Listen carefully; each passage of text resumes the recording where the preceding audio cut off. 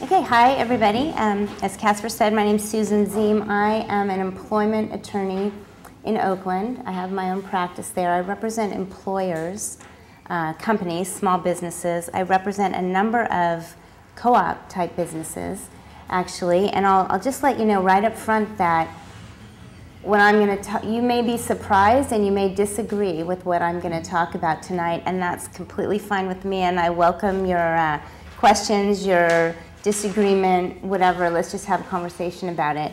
My goal as an attorney for businesses and with all of my clients, including my co-op clients, is to keep them out of trouble, right? And to help them comply with what I understand to be the California laws and the federal laws that apply to them. I do my best to offer practical advice and flexible legal advice, and I do, let me just tell you up front, I do understand how co-ops work.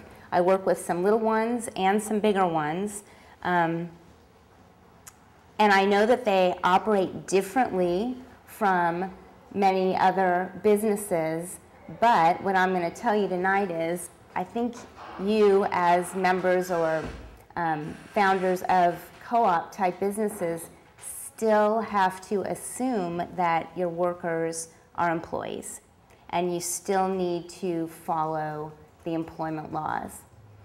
Again, I know it may not be what you want to hear or what you expected to hear, but I'll tell you a little bit also why I think that.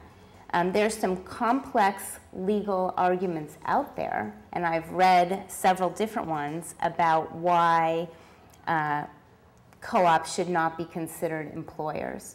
However, in my view and my understanding of these arguments, for one thing, they're mostly based on federal law rather than California law. California law is more protective, sort of more paternalistic, more protective of employees than federal law or really the law in any other state. And I think in California, our courts, our labor commissioner, our employment development department, all the administrative and legal agencies that apply the law to workers and employees are most likely to find workers employees, much more so than in any other state, New York or Washington or wherever else. In California, as employers or co-ops or whoever we are, we need to be more careful and know that we're more likely to be found employers than in other places in the country.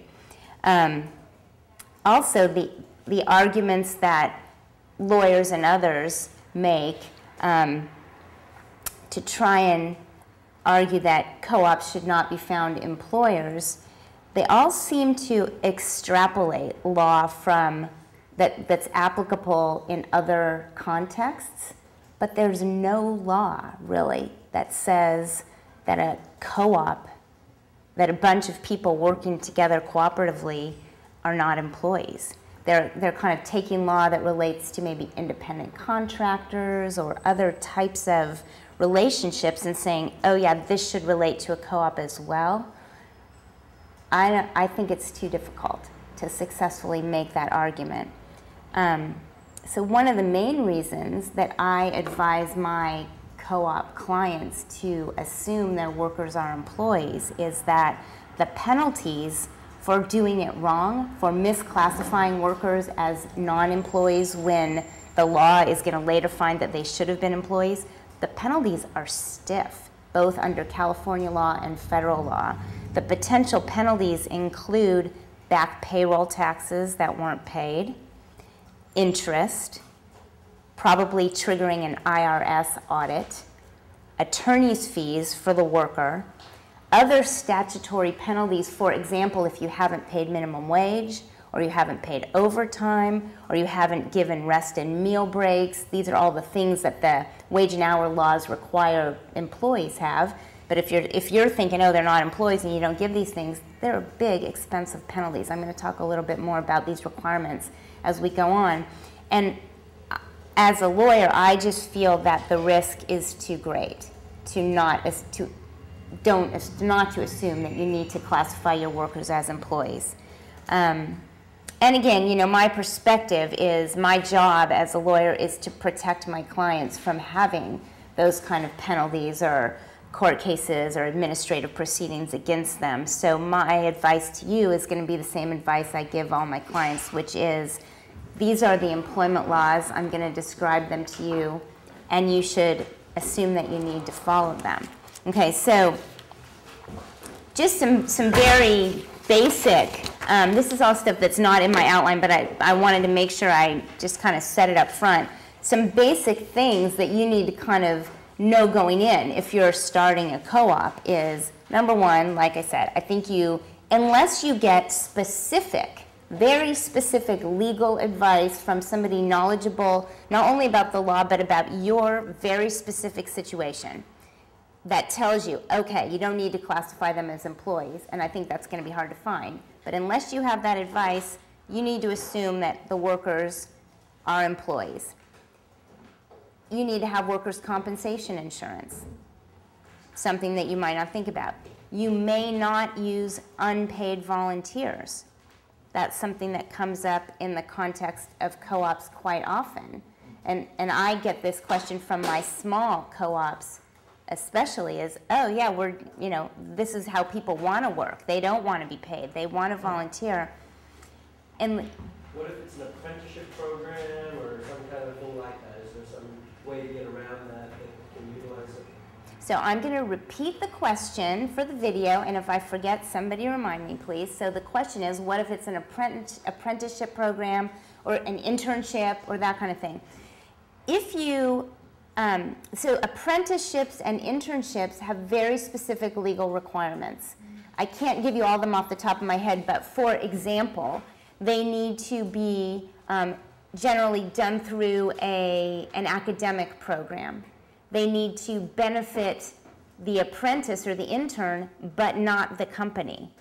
So that makes it very difficult for you to get anything out of an apprentice or an intern. It has to be unpaid. There needs to be academic credit.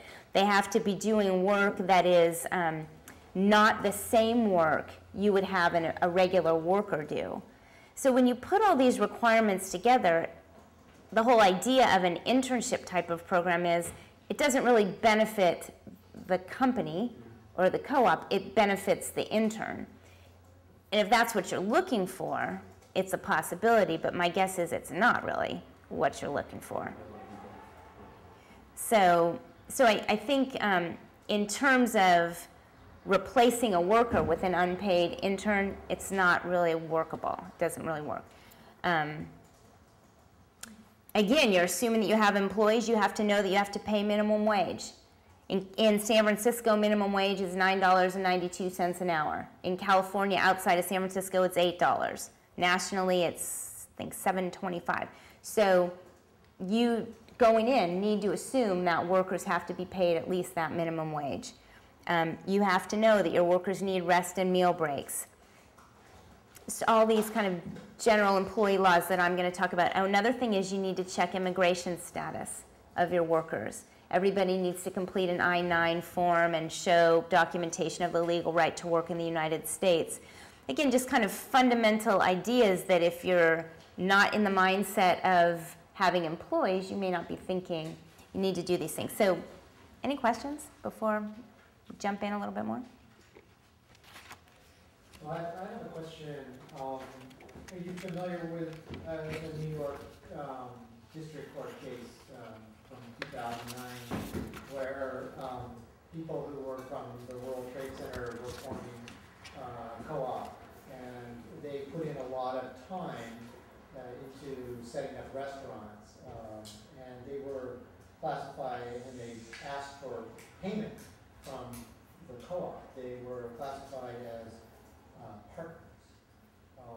Partners per se was the way that the court looked at it. And I'm wondering, do you see much of this type of thing in your practice happening within California, that the courts will rule that these workers in this co-op, they're not employees, they're partners. And in the case of these folks who were expelled from the co-op, they could not get wages for their actual work that they did in setting up the restaurants because they were considered partners in the enterprise.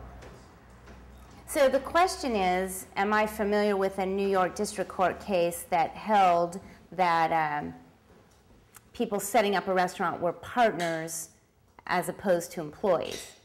Did I get the question right? Yeah. Yeah. If there's anything in California that is in that direction,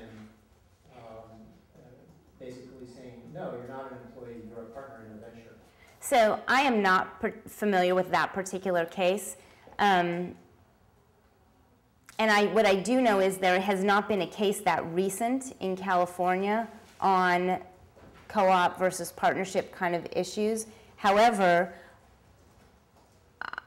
I guess I have considered that partnership is one way to potentially form an entity avoiding the employment situation. However, I think it's very specific and probably works best with a very small group. In my practice, no, I don't have any clients that do it that way. I don't know, Janelle or anybody else, can you speak to that?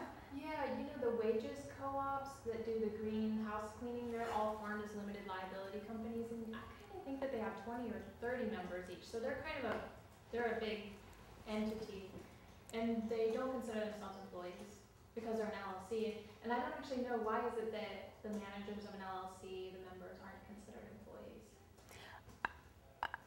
Do you know the source of that? I think that, this is a guess, I'm not sure in the law, but I think it's because they are all owners and investors, and it's the way they've set up. I'm not a corporate, I don't know how to set up corporations, it's not what I do, but it's the way they would set up that entity as a corporation.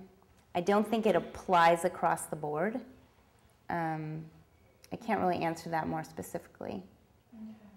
Yeah, Jenny Casson has always said, for some reason, she doesn't know the reason, and neither do I. Most of the time when you have an LLC, the people working for it, or the people who own it are not considered employees of it. But when you have a corporation, in a co-op, most co-ops are corporations, the people working for it do have to be treated as employees. Well, so the issue that Janelle has raised is how is it that owners of an LLC can be considered not employees as opposed to other workers, and I think part of the reason is that they are all managers. They're all owners, investors, and managers, and that's a very specific definition that can only apply in some contexts. You can't have everybody being a manager. So I think that's part of it. Yeah. Well, I think the workers' comp laws in California do recognize that situation where they provide for directors to be not under the workers' comp law. They can elect to be outside of it. So they can elect into it. I'm not exactly sure whether they elect out or elect in, but and that's like correct. If you are a sole shareholder and a director of a company, and you're an employee in other contexts, because I think that California would recognize that you can be an employee in one context and a director in another context. They're not mutually, you can have both, wear both hats essentially. It would seem that the workers' comp law recognizes again the shades of roles. The point being made here is that in California, the workers' comp laws may recognize a non-employee position. That, again, it's the same thing that was just discussed in terms of it must be an investor and a manager, an owner and manager of the LLC. And so the workers' comp law, what it's saying, you're correct, that it's allowing a certain small subclass of the directors or the owners of an LLC to opt in or out of workers' compensation coverage. But again, it's only for the top level managers of the enterprise. And so if you were then getting down to workers who are the regular everyday workers in the enterprise, that will not apply to them. Could you create more directors positions where every worker has a directorship position, they're the vice president of sales and they're the whatever, and you could just split up a lot of little subcategories? So the question there is, could you could you manufacture everybody into a manager, is what you're asking, right? And I think the answer is no. I think that would be perceived as subterfuge to avoid the workers' comp laws and the other employment laws. So beyond maybe 10 or 15 employees, below that it might be possible?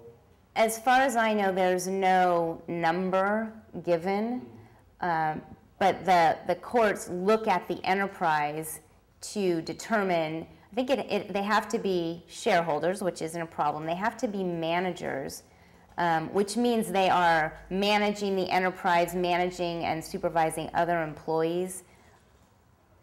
I don't think it works to call everybody a manager and try and create a non-employee co-op in that way. I believe that number 5 is significant.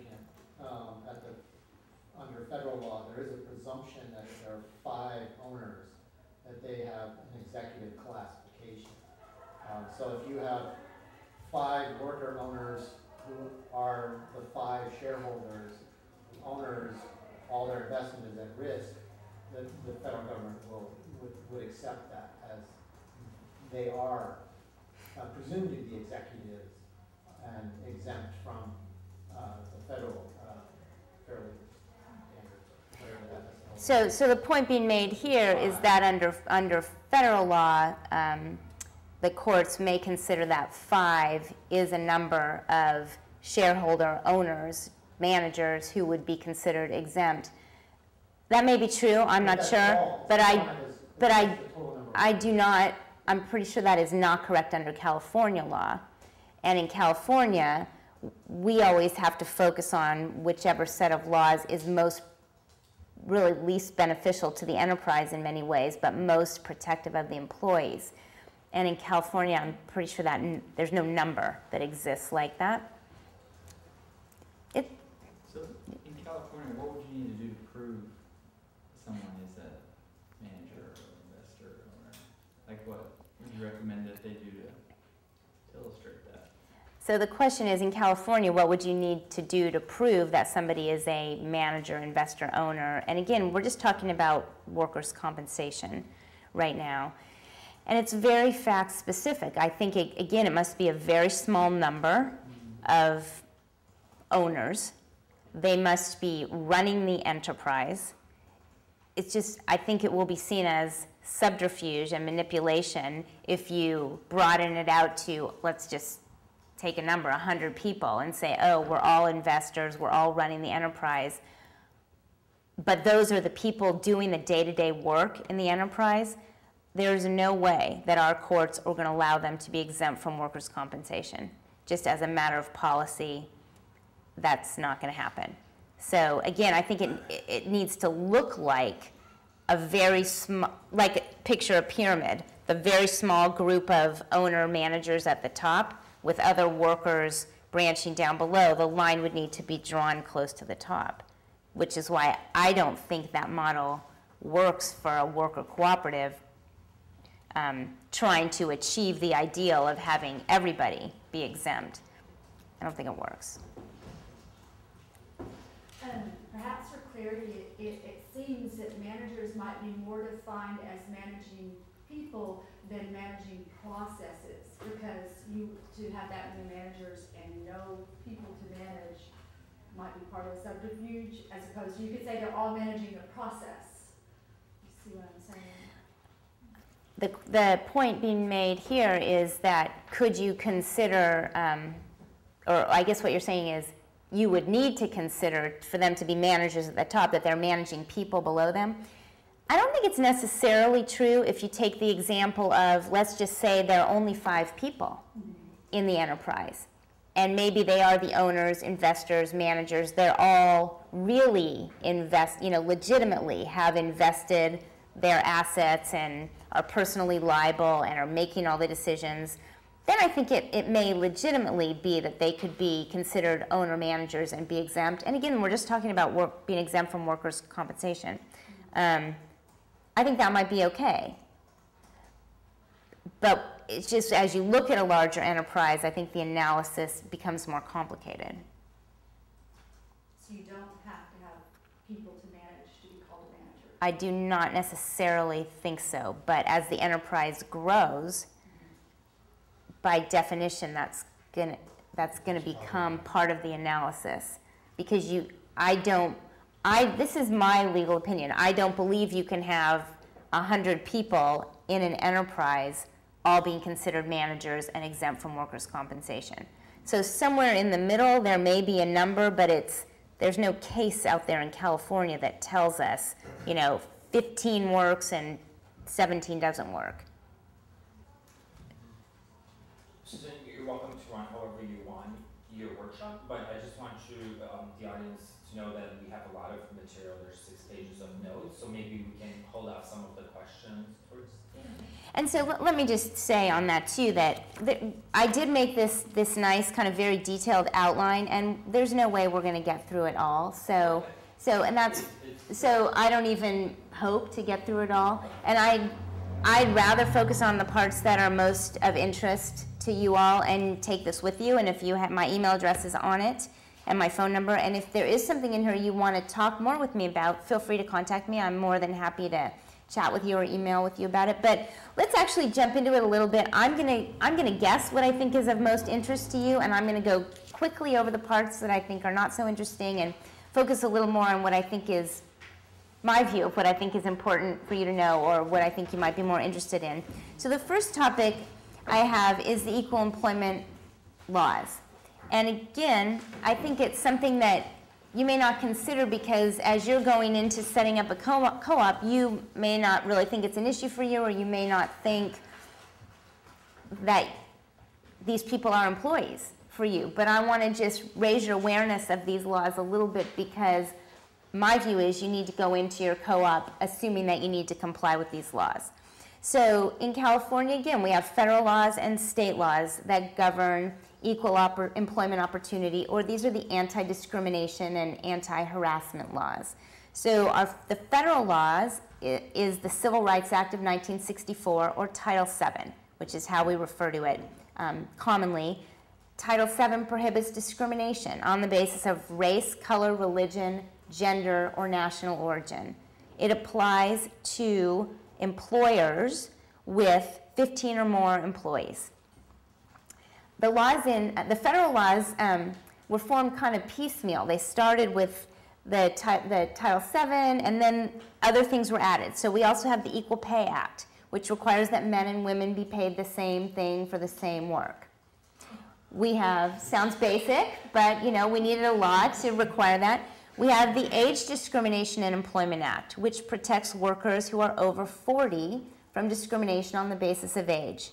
We have the Immigration Reform and Control Act, which prohibits discrimination on the basis of citizenship or national origin. And we have the Americans with Disabilities Act, which prohibits discrimination against those with a mental or physical medical condition. In California, we have basically the same laws, but in California, they all develop together as the Fair Employment and Housing Act. There's broader coverage in California. Our Fair Employment and Housing Act covers employers as small as 5 employees. So for most of you, I would assume, going out and forming a co-op, even if it's very small, you need to know that the Fair Employment and Housing Act applies to you. It prohibits discrimination on the basis of actual or perceived race, religion, color, national origin, ancestry, physical or mental disability, medical condition, marital status, sex, age, sexual orientation, gender identity, which is an individual's own identification of gender, whether it's biological or not, transvestites, transsexuals, pregnancy, childbirth or related conditions. So in California, very broad range of anti-discrimination coverage. Something that goes along with the anti-discrimination and anti-harassment laws is a law prohibiting retaliation, which is something that's very important increasingly.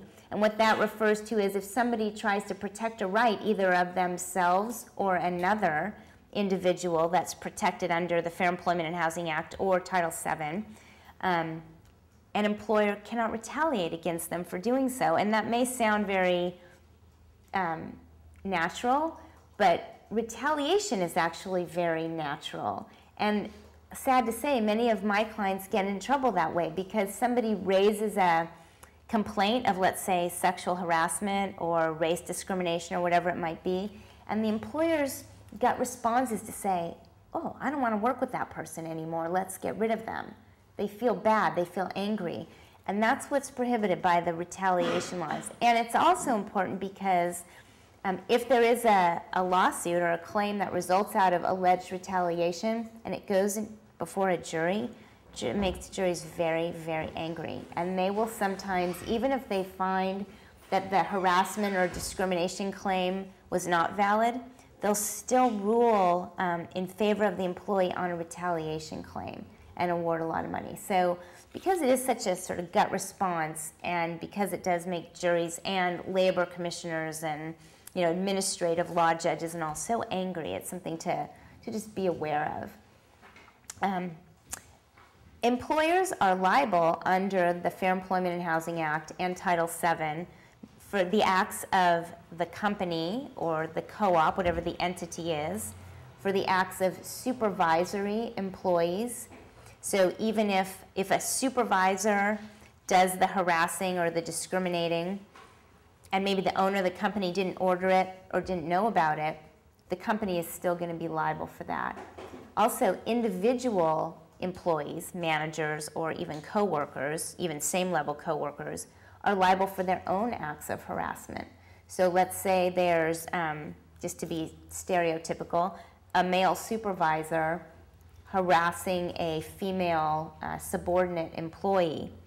The company is going to be liable for that, and also the individual can be, his own personal assets could individually be on the line for that type of harassment. So, just something to keep in mind, yeah. And is that only in civil court or criminal court? Would they be liable, or does that depend on the harassment? The question is, that's a good question, is there liability both in civil court and criminally? And typically the laws I'm talking about are civil laws, but if there was, some of it could be criminally actionable. For example, if there was a sexual battery in the workplace, there could be both civil and criminal liability for that. And the company would only be responsible for the civil and the individual for the criminal and both? So the question is, would the company be liable criminally, and would the individual be liable criminally and civilly? And you have it right there. The company would have civil liability for harassment or discrimination, unless there was some unusual situation where perhaps the company or the owner of the company affirmatively directed the act, let's say. That would be sort of a far-fetched situation. But the individual, in the event of a sexual battery, for example, could have both civil and criminal liability. So, it's important to be aware of these laws, even though they may seem far-fetched and would never apply to you. Also, an employer has affirmative obligations under the Fair Employment and Housing Act and Title VII and the related laws to prevent discrimination and harassment from occurring. So this means, for example, putting out employee policies that prohibit discrimination and harassment, having an effective dispute resolution procedure so that if an employee has a complaint or a problem, they know where to come, they know that their problem will be addressed, there will be an investigation done, whatever it takes. And then, of course, the employer's additional obligation is to remedy the problem. So again, just use, let's say that it's a discrimination situation and a supervisor is discriminating against a worker over 40, for example, and the worker knows where to go and makes a complaint.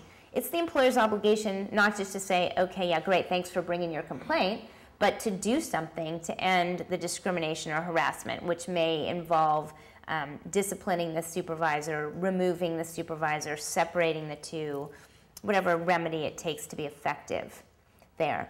In the case of a disability situation, the employer's obligations become more onerous or more complex, let's say.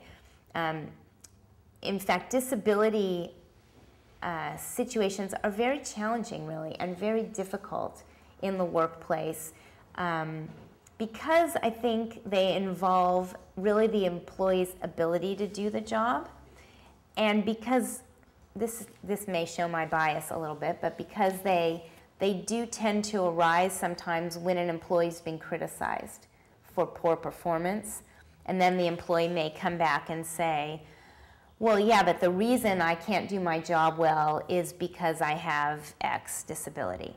And then so then what happens is the employer has an affirmative obligation to engage in what the law refers to as an interactive dialogue with the employee to find out what the medical or psychological condition is, what the doctor says about it, what accommodations may be required to enable the employee to do the job, and then whether the employer can reasonably offer those accommodations that the employee is saying he or she needs.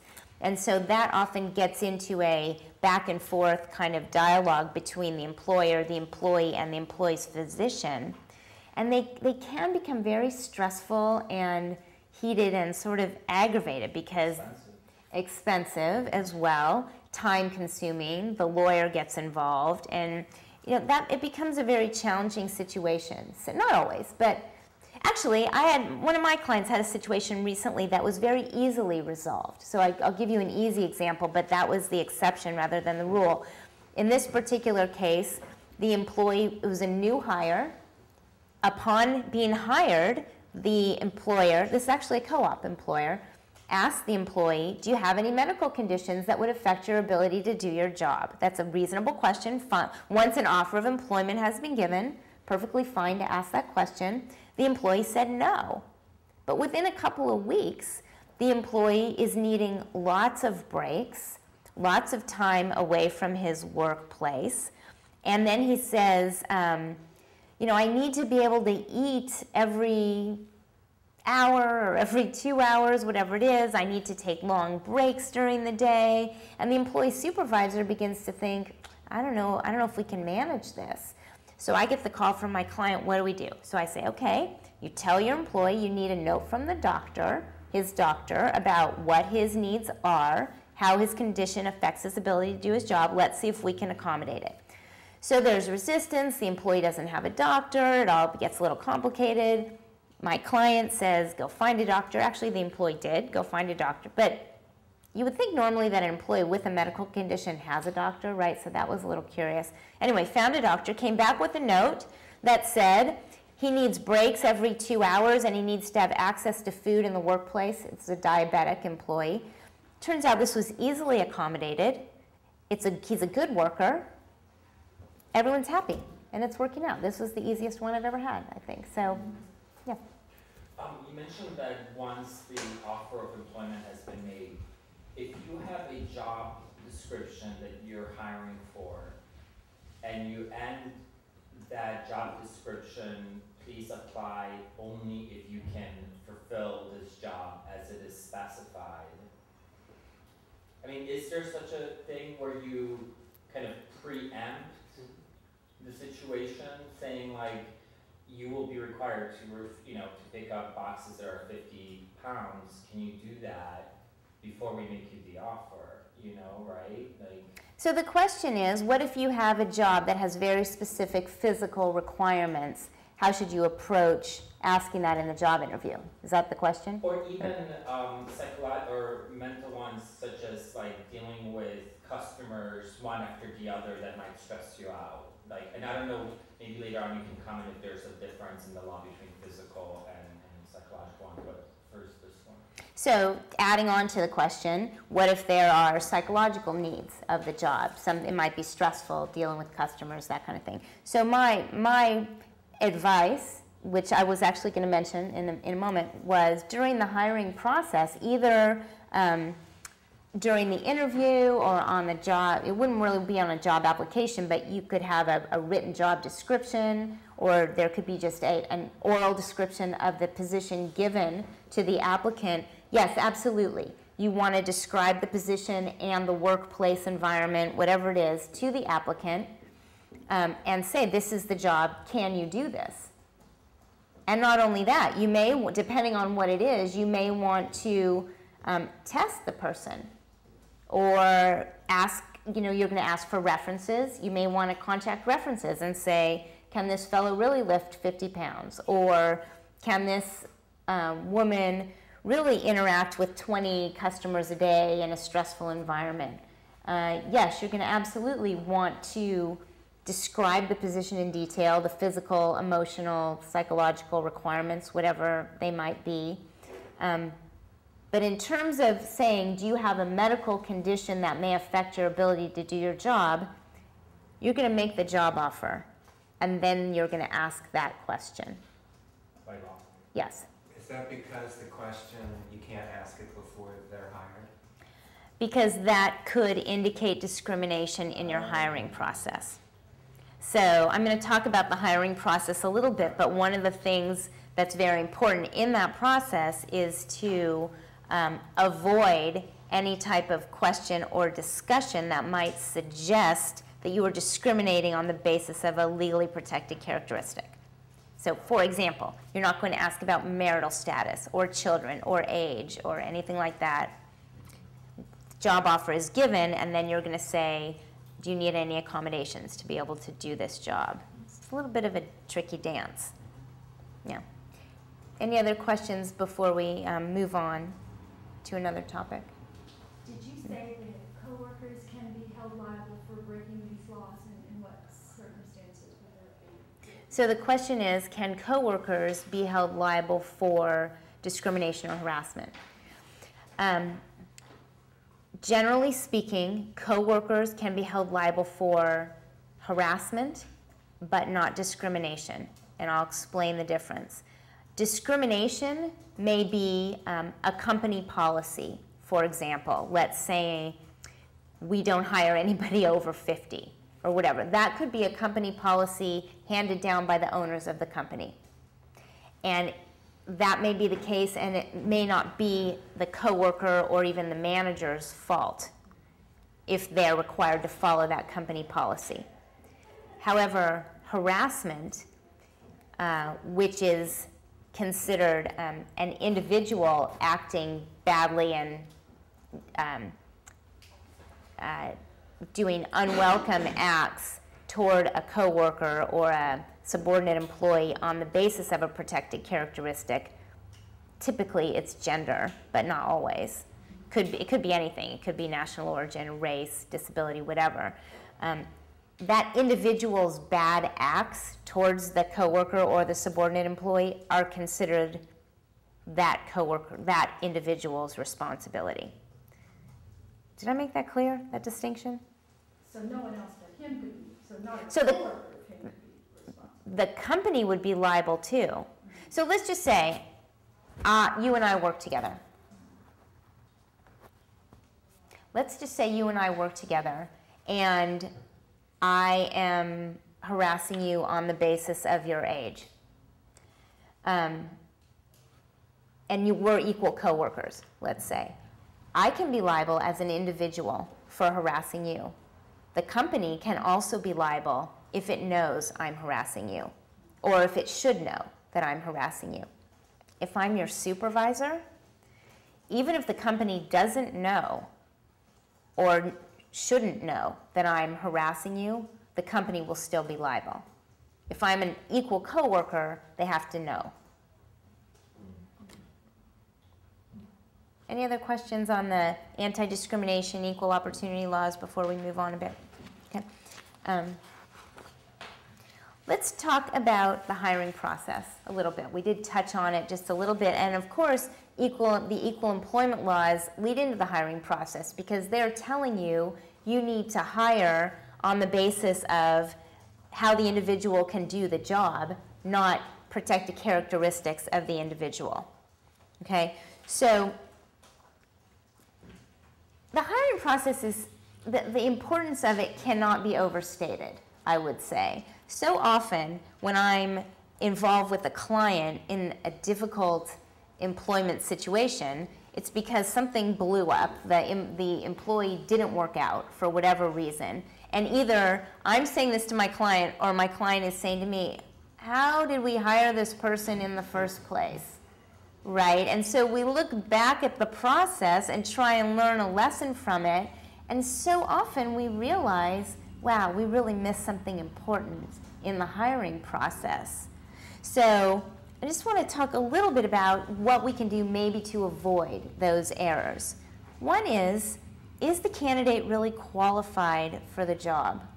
It may sound very simple, and of course you're going to ask the candidate, are you qualified for this job? And of course the candidate, the applicant, is going to say, yes, I'm qualified for the job, but that is really not enough. So often, I'm always surprised about this, so often either nobody asks for references or they ask for references and they don't check them. I cannot overstate the importance of asking for references, telling the applicant that you're going to check the references, and then checking the references. It's time consuming, it's sort of irritating, you feel kind of stupid when you're doing it, but it is so, so important. Sometimes people will say, well, why bother? Because they're not going to say anything anyway, because people are afraid of being sued for defamation or whatever, but that it's not true. Or even if the reference that you're calling doesn't want to tell you much, even that tells you something, right? A lot can be learned from a tone of voice or a refusal to answer a question. Or sometimes my clients, when they've had a difficult, let's say they've terminated an employee, and they'll ask me, well, what do I do if somebody calls for a reference? And I will tell my clients ways to answer without really saying anything that could get them in trouble, but saying a lot. Like, for example, if you call a reference and the reference says, I can't comment on that, they haven't told you anything, but they've really told you quite a lot, haven't they? Or even better, if they say, I've been advised by counsel not to comment on that. They haven't said anything, right? They haven't told you anything that could lead to a defamation claim, but they've told you quite a lot, and you're probably not going to want to hire that employee, right? So going through that exercise of calling references is just super important.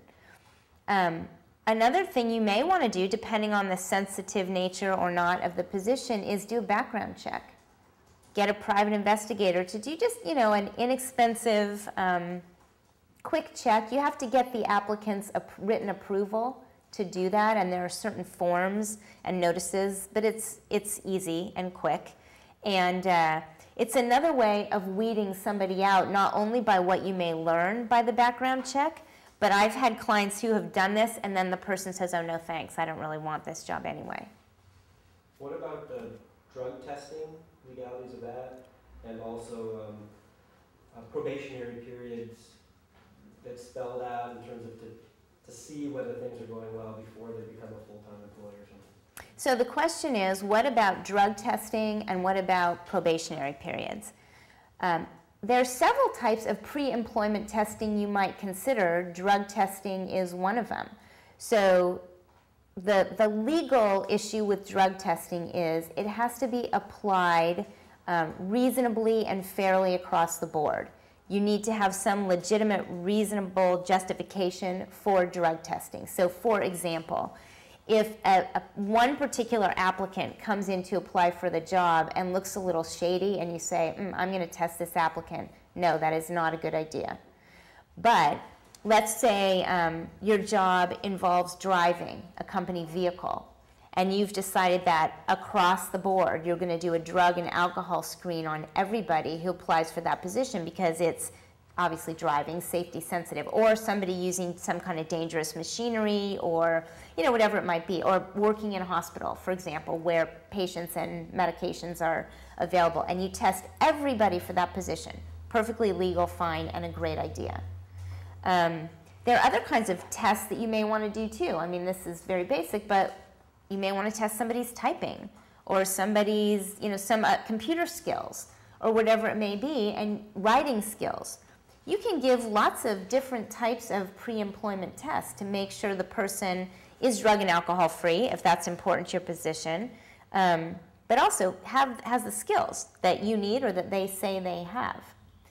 So yes, all those are a good idea. The important thing is that they be applied fairly and consistently, not just to a particular individual, or even worse.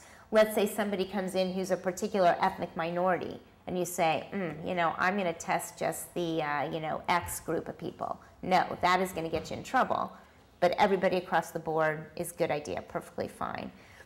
The second part of your question was, what about a probationary period? Yes, excellent idea, should always happen. And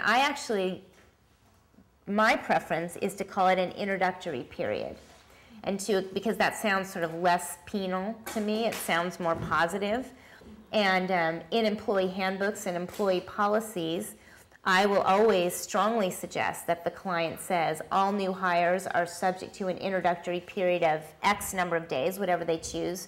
90 days is a good typical amount of time, during which time your performance will be evaluated to see if you're a good fit, to see if you like working for us, to see if we like working with you, to see if you have the skills we need and you're a good fit in our group.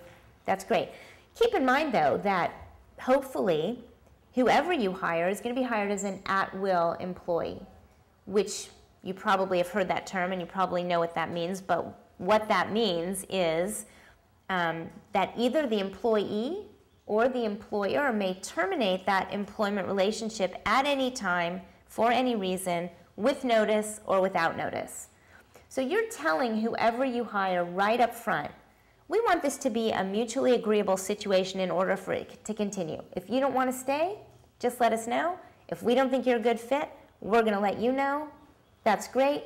And so when you do an introductory period, you're telling them up front, you're at will anyway. The introductory period doesn't change that, but let's just put it right out there and know that we're getting to know each other during this first 90-day period.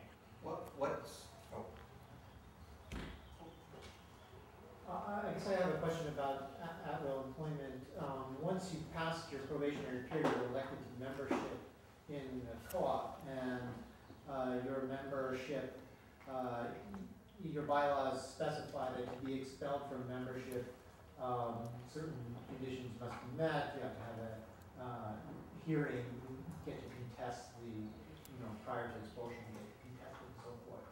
Does that diminish the at-will employment aspect as the co-op, when it has those clauses in its bylaws, basically thrown out the at-will employment aspect? So that's, or can you separate, for instance, in our co-op, you could be fired. Your employment is not a condition of membership. In other words, you could be dismissed, you could be fired, And still be a member. but you're still a member until you're expelled. A justification for expulsion is you're not working. So there's actually a separation. And so any of your co-ops, the people you know, come up against this and so the question is, what if the bylaws of a co-op make rules that may change you didn't say it exactly like this, but may change the at-will employment relationship? And the answer is yes. If your bylaws or your employee handbook or any rules that you have differ from at-will, then yes, you would limit the at-will relationship. And let me just, I didn't specify, but there are really two main caveats or exceptions to at-will employment in California. And the two exceptions are, unless it's limited by contract, or termination is for some illegal reason, like, for example, discrimination against the the equal employment laws. So if a co-op or any employer limits its own ability to terminate by contract, and that could be in an employment contract or it could be in the bylaws as you described, yes, you are absolutely then contractually limiting the co-op's ability to terminate at will. And so you should know that when you're making either an employment agreement or co-op bylaws or whatever it might be, that until you change it, employment's at will. But if you change it in your own rules, then yes, you are legally obligated to follow your own rules. I think that was my question, was at will versus contract, right? It's really, in other words, unless you sign a contract, you're at will. But if you sign a contract, then you're under the contract. Well, the question is, if you sign a contract, are you governed by the contract as opposed to the default state, which is at will? And the answer is yes, but of course it depends on what your contract says. An employment contract may say that they are employed at will. Right. Or it may say, no, they can only be terminated for good cause or under some other specific circumstances, and then yes, the contract would supersede the default state of at will. Any other questions about that? Just a clarification. So, for any reason, you can terminate the employment for at will, but do you have to give a reason? Eventually, even if you're brought, for example, to court, do you ever have to explain yourself? So that's a very good question, and the question is, under at will employment, technically you don't need a reason to terminate, but do you have to give a reason? Or I'm gonna change your question a little bit. Should you give a reason? And the legal answer is no, you do not have to give a reason. You can just say, you're terminated, this is your last day of work, goodbye. But that's a bad idea. And the reason that's a bad idea is that if you leave a vacuum in terms of what the reason for termination was, the employee is going to fill in an illegal reason. The employee is going to say, I'm a white female over 40. They discriminated against me, I'm going to sue. Whereas if you say, we terminated you because your performance has been consistently bad for 6 months, then they have a reason and they can't fill in that empty blank with an illegal reason. So my advice is always give the true and correct reason for termination, because for the most part, if you go to terminate an employee, you have a good and legitimate reason. You're not discriminating or you're not doing something illegal, generally speaking, and you want to use that good and legitimate reason as your legal protection. So it's far better to give the reason. It's much more difficult to look the employee right in the eye and say, you've been doing a really bad job. But in the long run, it's much the better thing to have done.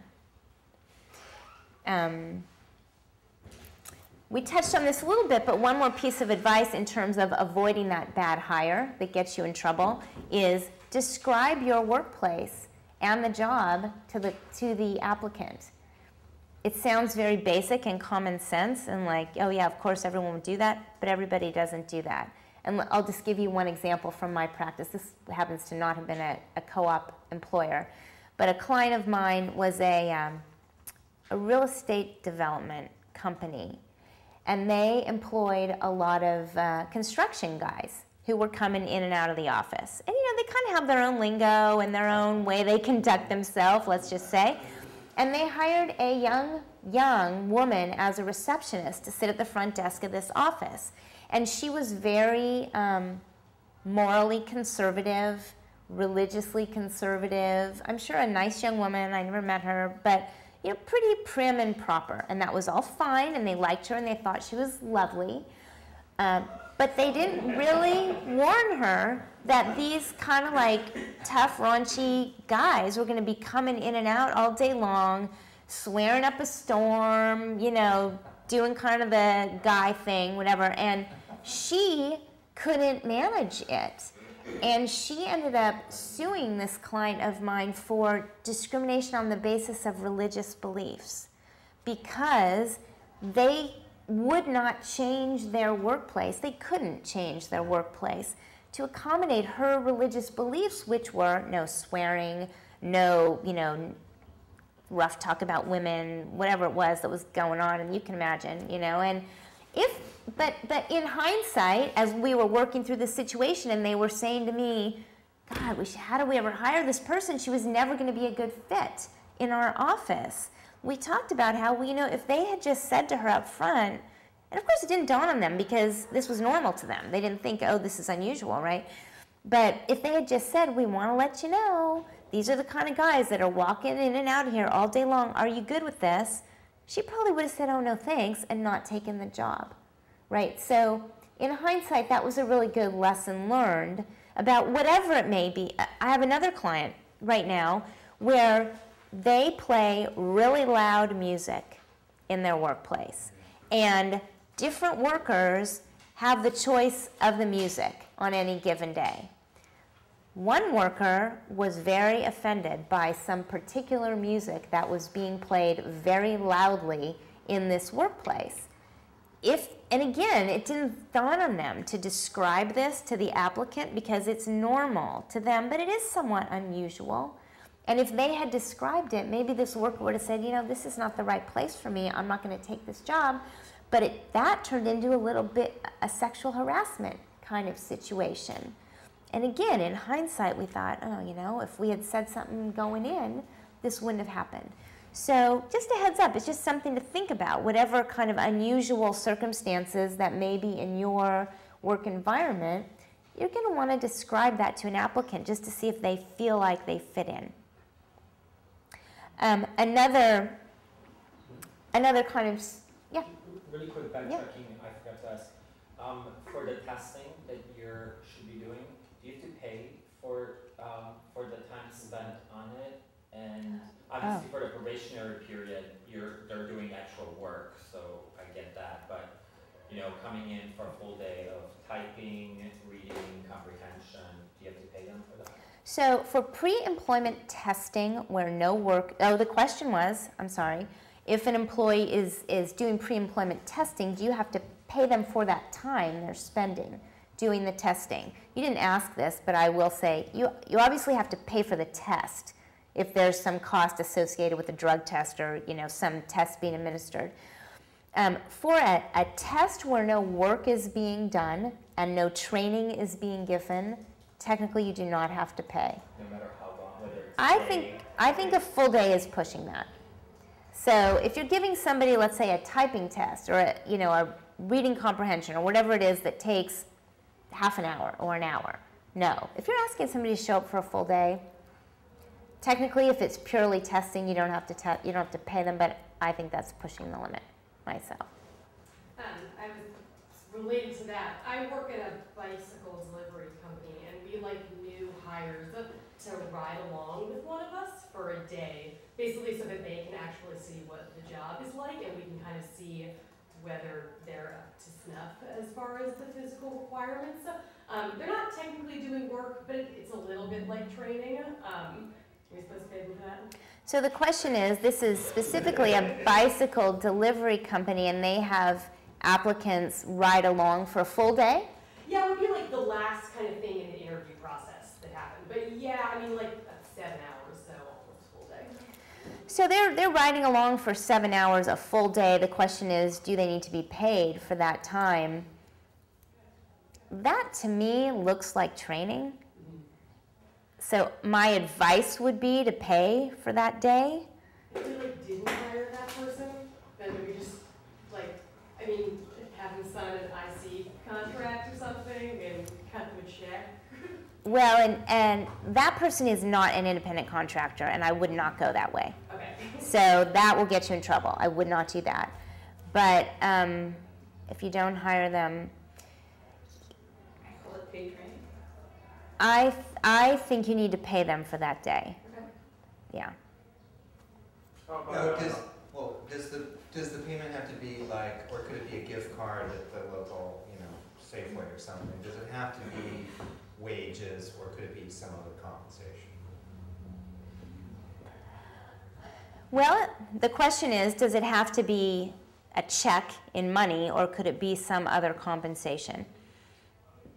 It does not technically have to be a check. It has to be compensation, but I would clear that with the applicant first, because you don't want them to claim, yeah, they gave me this gift card for Macy's and I hate to shop there, or whatever, you know, so that was worth nothing to me. You know, you just don't want to go down that path, I think. How about an unpaid internship for a day? The question is, what if you called it a training day, an unpaid internship day? We talked a little, you might not have been here, we talked a little bit earlier about what does it take to make an internship. And the rules are very specific. An internship has to have an academic component. It has to benefit the worker, not the company. It has to be different from the work that a regular employee would do. There are so many requirements to legitimately make an unpaid internship that I don't think, like what the last example described, the bicycle person riding along, that's not going to meet those requirements for an unpaid internship. So my advice, and I warned, maybe everybody didn't hear this, I warned you all in the beginning that I was going to be more conservative than you were going to want to hear, because my job is to protect you or my clients from being sued or having a labor commissioner claim against them or something. So my advice would be, if you're having somebody do the work or do something that looks very much like the work for a full day or most of a day, you need to pay them for that day. Could there be something in the job application description that says potential employee will need to ride along for a 7-hour day to determine skill level or whatever, and it will be an unpaid 7 hours, and if it's in the job description clearly up front before they come, doesn't that kind of get them out of that? So they're agreeing to it? The question is, what if we put in the job application that applicant will be required to, for example, ride along for a full day without pay? Can that get us out of having to pay them? Clever, but no, is my answer. Because the courts, the labor commissioner, are all across the board very clear that you can call it what you want, but if it's working without pay, we're still going to hit you on that.